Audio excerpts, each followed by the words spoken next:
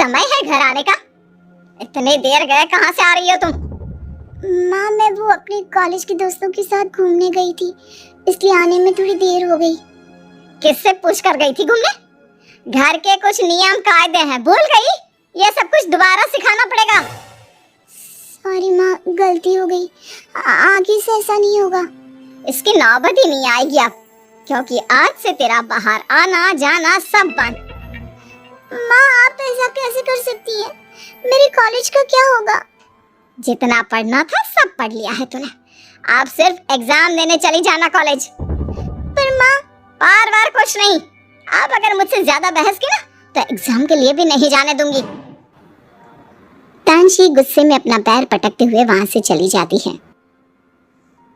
ये लीजिए मम्मी जी, आपके लिए चाय। बहू, तुम्हारा घूंघट कहाँ है? यही सिखाया है क्या तुम्हारे माँ बाप ने तुम्हें? सॉरी मम्मी जी। पूनम अपने सर पर पल्लू रखते हुए वहां से चली जाती है। शाम में ऋषि और अक्षत साथ में घर पहुंचते हैं, जिन्हें देख निरंजना उनसे सवाल करती है। ऋषि, तुम तो ऑफिस से आ रहे हो, लेकिन ये नालायक रात को 10 बजे कहां से आ रहा है? माँ प्लीज, अब आप फिर से तांडव मत करने लग जाना। तुम बता रहे हो या फिर मैं डंडा उठाऊं? माँ वो मैं पढ़ाई करने गया था अपने एक दोस्त के घर। भाई आपको कब से पढ़ाई का शौक हो गया? तू चुप करना तानशी।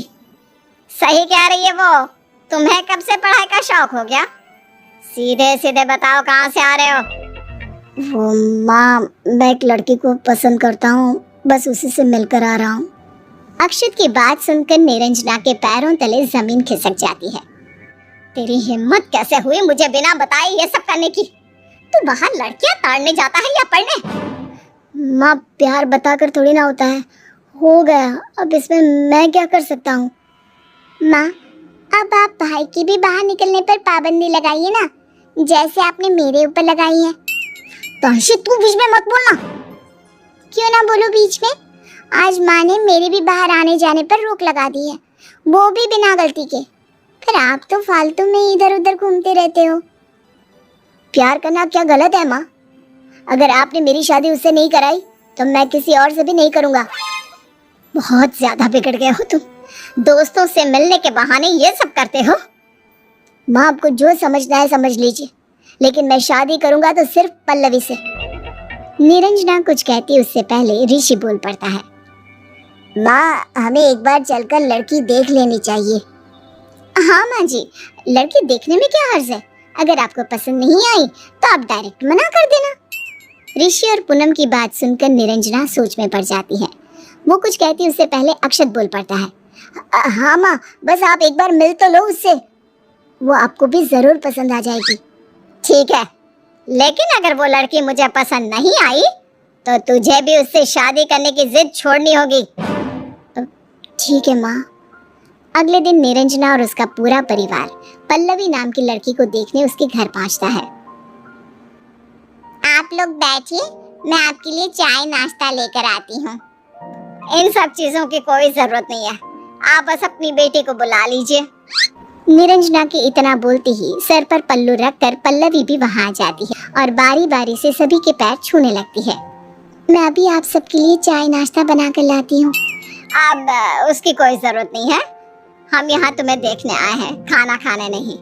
अच्छा अब ये बताओ, अगर हम अपने बेटे की शादी तुमसे कराते हैं तो क्या तुम हमारे रीति रिवाज, नियम कायदे, कानून इन सब का पालन कर सकोगी? जी आंटी जी, अक्षत ने मुझे पहले ही सब कुछ समझा दिया है। अच्छा, ये बताओ, खाना वाना बनाना आता है या नहीं? मुझे अच्छे से खाना बनाना आता है, आप बिल्कुल निश्चिंत रहें। शादी के बाद जॉब का इरादा है? जी अभी तक तो नहीं। पल्लवी की बातों को सुनते हुए निरंजना शादी के लिए अपनी सहमति दे देती है और कुछ दिनों के भीतर ही दोनों की शादी करा देती है।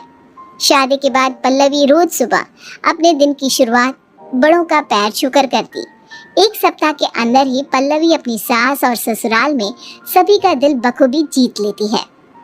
दीदी आप बैठ जाओ ना, मैं खाना बना देती हूँ। अरे नहीं पल्लवी, तुम अभी नई नई आई हो इस घर में, कुछ दिन आराम करो। ऐसे तो मैं बोर हो जाऊंगी दीदी, आप प्लीज कुछ काम करने दो ना।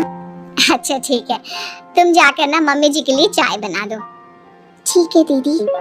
पल्लवी खुशी से अपनी सास के लिए चाय बनाने लग जाती है। ये लीजिए माँ जी चाय। अरे तुम इतनी जल्दी उठ गई? पूनम दीदी जल्दी उठ जाती है ना, इसलिए मैं भी जल्दी उठ गई। निरंजना कुछ कहती इससे पहले उसकी नजर तानशी पर पड़ती है। तानशी, कहाँ जा रही है तू? मैंने मना किया है ना बाहर जाने से। माँ प्लीज, मेरे एग्जाम शुरू होने वाले हैं और मैंने कोई तैयारी भी नहीं की। प्लीज माँ मुझे कॉलेज जाने दीजिए ना। बिल्कुल नहीं। शांति, इसे अपने रूम में ले जाओ। माँ ऐसे तो मैं फेल हो जाऊंगी। फेल होती हो तो हो जाओ, लेकिन मैं तुम्हें बाहर नहीं भेजूंगी। माँ जी, आप तानशी को कॉलेज क्यों नहीं भेज रहे? क्योंकि ये कॉलेज पढ़ने नहीं, आवारागर्दी करने और घूमने फिरने जाती है। भाभी आप ही माँ को समझाइए ना, इन्हें लगता है मेरा किसी लड़की के साथ चक्कर चल रहा है। घर से भाग ना जाऊं ये सोचकर माँ मुझे कॉलेज भी नहीं जाने दे रही। माँ जी, तानशी आपकी अपनी बेटी है, आपका खून है वो। इतना तो भरोसा रखिए अपनी बेटी पर कि वो इस तरह आपको बदनाम करके शादी नहीं करेगी। हाँ माँ, मैं तो ऐसा कुछ करने के बारे में सोच भी नहीं सकती। निरंजना कुछ देर सोचती है और उसके बाद तानशी को कॉलेज भेजने के लिए राजी हो जाती है। धीरे धीरे परिवार में अब सभी लोग खुलकर हंसी खुशी जी रहे होते हैं, लेकिन तभी एक दिन। बंद करो ये नाच गाना, जानते हो ना तुम तीनों, ये हमारे घर के नियमों के खिलाफ है। मम्मी जी, तानशी के कॉलेज में कल फेयरवेल है ना, और उसने उसमें एक डांस कंपटीशन में भाग लिया है, तो इसीलिए मैं और पल्लवी मिलकर उसे डांस सिखा रहे हैं। क्या? पूरे कॉलेज के लोगों के सामने अब तुम डांस करोगी तानशी? बस अब यही देखना बाकी रह गया था, इसीलिए मैं तुम्हें कॉलेज जाने नहीं देना चाहती थी। वो तो छोटी बहू के कहने पर भेज दिया, लेकिन मैं तुम्हें डांस तो हरगिज नहीं करने दूंगी। पर माँ जी, डांस में बुराई क्या है? डांस में बुराई क्या है, ये तुम मुझसे पूछ रही हो? अरे जब हमारे घर की लड़की ऐसे बाहर भीड़ के सामने डांस करेगी तो हमारे परिवार की क्या इज्जत रह जाएगी, बताओ जरा। लेकिन माँ, मेरे डांस करने से आपकी इज्जत कैसे कम हो जाएगी? अच्छा, एक बात बताना, अगर तुम कल अपने कॉलेज में डांस करती हो तो तुम्हारे डांस करने और पैसे लेकर डांस करने वाली नचनियों में क्या फर्क रह जाएगा? आखिर तुम भी तो उसकी तरह भीड़ में ही डांस करोगी ना। नहीं, मैं इसे इस प्रतियोगिता में भाग लेने नहीं दूंगी। पर माँ जी, ये तो गलत है। डांस एक कला है जिसका सम्मान किया जाना चाहिए। इस तरह नचनिया शब्द का इस्तेमाल करके आप न सिर्फ डांस का बल्कि उन सभी औरतों का अपमान कर रही हो जो डांस की शौकीन है। मैंने कह दिया सो कह दिया, तानशी बाहर भीड़ के सामने डांस नहीं करेगी। मैं आपके इस फैसले के खिलाफ हूँ माँ जी। मैं भी माँ जी। और मैं भी माँ। आज तक इस घर में मेरे हर फैसले का सबने सम्मान किया है, और 2 दिन क्या हुए पल्लवी तुम्हें आए, तुमने सबको मेरे खिलाफ खड़ा कर दिया। नहीं माँ जी, आप मुझे गलत समझ रही हैं। मैंने किसी को आपके खिलाफ खड़ा नहीं किया।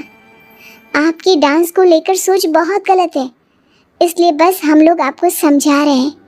ज़माना बहुत बदल चुका है माँ जी, अब आपको अपनी सोच भी बदल लेनी चाहिए। मम्मी जी, प्लीज़ तानशी को प्रतियोगिता में भाग लेने दीजिए। बिल्कुल नहीं।